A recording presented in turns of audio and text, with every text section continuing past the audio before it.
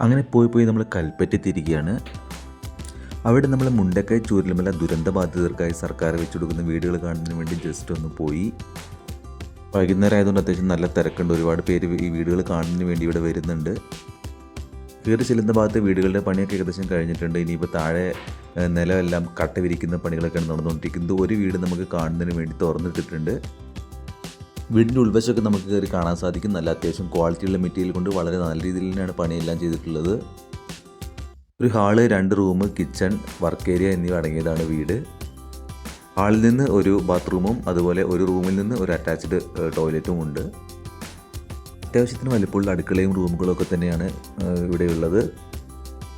എടുത്തു പറയേണ്ടത് ഉപയോഗിച്ചിരിക്കുന്ന മെറ്റീരിയലുകളുടെ ക്വാളിറ്റി തന്നെയാണ്. ക്വാളിറ്റിയിലൊന്നും ഒരു കോംപ്രമൈസും ചെയ്തിട്ടില്ല. നമ്മുടെ ജനവാതിലും വാതിലുകളെല്ലാം അത്യാവശ്യം നല്ല കട്ടിയും ഒക്കെ ഉള്ള മെറ്റീരിയൽ കൊണ്ട് തന്നെയാണ് ചെയ്തിട്ടുള്ളത്. അടുക്കളയോട് ചേർന്ന് തന്നെ ഒരു വർക്ക് ഏരിയ സെറ്റപ്പ് കൂടിയുണ്ട്. അതിനകത്തും ഒരു സിങ്കും കാര്യങ്ങളും ഒരു വീതന പോലെയുള്ള ഒരു അറേഞ്ച്മെൻ്റ് എല്ലാം ഉണ്ട്. വീടിൻ്റെ മുകളിലേക്ക് കയറി പോകുന്നതിന് വേണ്ടിയിട്ട് സ്റ്റെപ്പ് ഉണ്ട്. വീടിൻ്റെ മുകളിൽ ഒരു സോളാറെല്ലാം സ്ഥാപിച്ചിട്ടുണ്ട്. 3 കിലോ വാട്ട് സോളാറാണെന്നാണ് കണ്ടപ്പോൾ എനിക്ക് തോന്നിയത്. വീടുകളിലൊന്നും താമസം തുടങ്ങിയിട്ടില്ല. ഒരുപാട് ജോലികൾ ഇനിയും തീരാനുണ്ട് എന്നാണ് ഇവിടെ നോക്കുമ്പോൾ മനസ്സിലാവുന്നത്. ഒരുപാട് സ്ഥലത്ത് കട്ട പതിക്കാനുള്ള കാര്യങ്ങളൊക്കെ ഇവിടെ കൊണ്ട് ഇറക്കിയിട്ടുണ്ട്. ഒരുപാട് വീടുകൾ ദൂരെ നമുക്ക് കാണാൻ പറ്റും. മറ്റൊരു യാത്രയുടെ വിശേഷങ്ങളായിട്ട് വീണ്ടും വരാം. അതുവരെ ബൈ.